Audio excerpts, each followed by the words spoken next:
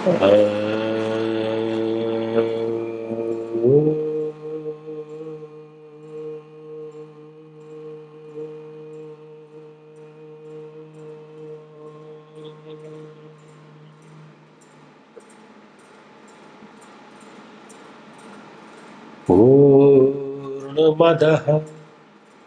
पूर्णमिदं पूर्णात् पूर्णमुदच्यते पूर्णस्य पूर्णमादाय पूर्णमेवावशिष्यते।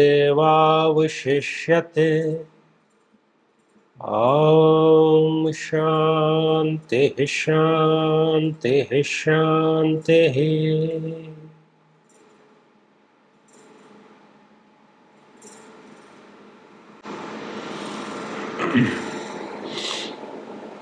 गुरुदेव को प्रणाम। गुरुदेव, मैं इतना धार्मिक हूँ, कई कई घंटे पूजा पाठ भी करता हूँ, फिर भी ईश्वर मेरी सुनते क्यों नहीं?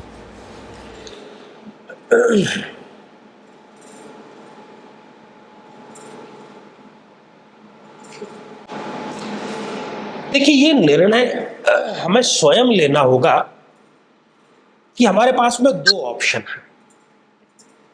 हमें राजा बनना है, राजा की तरह व्यवहार करना है, राजा की तरह जीना है, राजा वाली मानसिकता रखनी है, या फिर ठीक इसके उलट एक भिखारी, एक याचक की भूमिका में रहना है।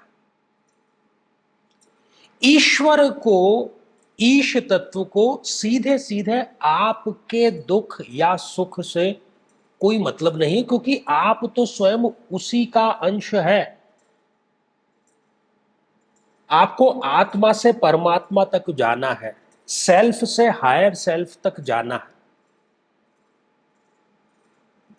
है। अगर आप याचक की भूमिका में रहेंगे तो कभी योग्य बन नहीं पाएंगे, और यदि आप योग्य बन नहीं पाए तो ईश्वर तो क्या, ब्रह्मांड की कोई भी शक्ति, कोई भी विश्वव्यापिनी शक्ति आपकी कोई भी इच्छा पूरी नहीं कर सकता। ये परम सत्य है। इसको जितना जल्दी आप समझ लेंगे, जान लेंगे, उतना आपके लिए हितकारी है। देखिए, आम जीवन में भी आप ये देखिए कि बैंक किसको लोन देता है। बैंक पहले ये जांच पड़ताल करता है कि ये योग्य है या नहीं, ये ईएमआई सही समय पर भर पाएगा या नहीं भर पाएगा। और जब बैंक को तसल्ली हो जाती है कि भाई ये पैसा जो इसको दिया जा रहा है कहीं डूबेगा नहीं, वापस आ जाएगा, वो भी ब्याज समेत, उसी को बैंक लोन देता है। उस व्यक्ति को बैंक कभी लोन ही नहीं देता जिससे वापस रिकवरी की गुंजाइश नहीं है या कम है। तो जब बैंक तक ऐसा करता है, और आम जीवन में भी आप देखिए कि कोई जब किसी से मदद मांगने के लिए जाता है, रुपयों की, पैसों की, उसको पता है कि इसको पैसा दे दिया तो ये पैसा डूब जाएगा, इसके पास कमाई का कोई साधन तो है नहीं, ये योग्य नहीं है, ये याचक है। हो सकता है वो याचक को दे दे एक आध बार, लेकिन वो योग्य को तो देगा ही देगा, अवश्य देगा। योग्य को देने से आप, ईश्वर या कोई भी अपने आप को रोक नहीं सकता। हमारा पड़ोसी देश है पाकिस्तान, जहां भी जाता है हाथ में वो भीख का कटोरा लेकर के जाता है, चाहे यूरोप जाए, अमेरिका जाए, यूनाइटेड नेशंस जाए, खाली हाथ लौटता है कई बार, ज्यादातर, क्योंकि उनको पता है कि बदले में ये कुछ दे नहीं सकता। लेकिन भारत जहां कहीं पर भी जाता है वो अपना प्रस्ताव लेकर के जाता है, कोई ट्रेड अग्रीमेंट लेकर के जाता है, और उस प्रस्ताव के अंतर्गत बातें होती है कि आपसे ये लिया जाएगा और बदले में आपको ये दिया जाएगा। तब बहुत प्रबल संभावनाएं होती है कि वो डील क्रैक हो जाए।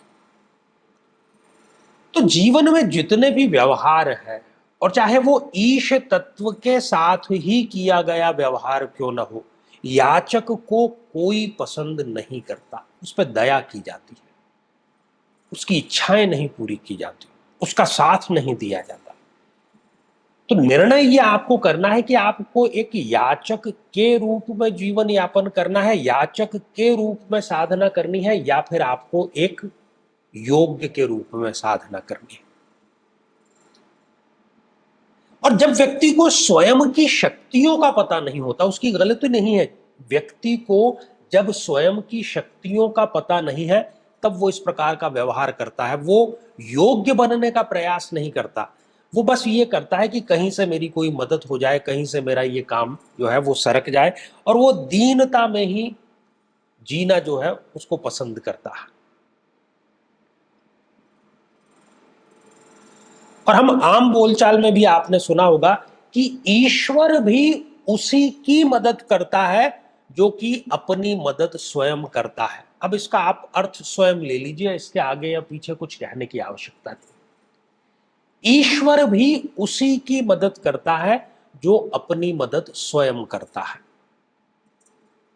तो जब भी आप प्रार्थना करते हैं, उस प्रार्थना में जो मूल तत्व है, जो मूल प्रार्थना है, वो यही होनी चाहिए कि हे ईश्वर, हे भगवान, मुझे इस योग्य बना दीजिए, मुझे इतना सामर्थ्यवान बना दीजिए कि मैं अपनी इच्छाओं, अपनी जरूरतों को स्वयं पूरा कर सकूं और दूसरों की भी मदद कर सकूं। और इस प्रकार का ये भाव, इस प्रकार का ये विचार और इस प्रकार की ये जो चैतन्यता है, ये स्वयंभू अवतरित नहीं हो सकती, क्योंकि हमारी परवरिश उस प्रकार की नहीं है। हमने बचपन से यही सुना है कि बस पूजा आरती करें और ईश्वर से मांगते चले जाएं, और ईश्वर भी वहां पर इस प्रकार से निर्णय कर रहा है, ऐसा हमें लगता है शायद, कि भाई ये ज्यादा पूजा कर रहा है तो इसको दे दिया जाए, इसने पूजा नहीं की तो इसको ना दिया जाए। ऐसा नहीं, ऐसा हो नहीं सकता, जस्टिफाई नहीं। तो स्वयं के सामर्थ्य, स्वयं की योग्यता को बढ़ाने का जो रास्ता है वो गुरु के द्वारा ही निकलता है। गुरु दीक्षा के माध्यम से जब गुरु का तत्व, गुरु का जो अंश है वो अवतरित होता है, आप जागृत होते हैं, चैतन्य होते हैं, तब आपके भीतर ये भावना, फिर आप याचक नहीं रह जाते, फिर आप योग्य बनने की तरफ एक नई यात्रा की शुरुआत कर देते हैं।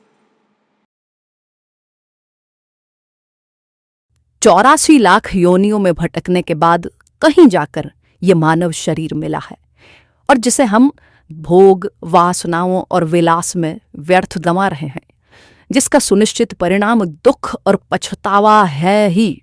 जब तक जीवन है, सुख और दुख का ये क्रम तो चलता ही रहेगा, लेकिन गुरुदेव के आशीर्वाद से आप सदैव आनंदित, हर्षित और प्रसन्न बने रह सकते हैं। ये एक पुनर्जीवन के समान है। परम पूज्य गुरुदेव आचार्य चंद्रकांत जी से गुरु दीक्षा प्राप्त कर अपने जीवन को सार्थक बनाएं, ताकि आपको अलौकिक, पारलौकिक और सांसारिक सभी सुखों की प्राप्ति हो सके।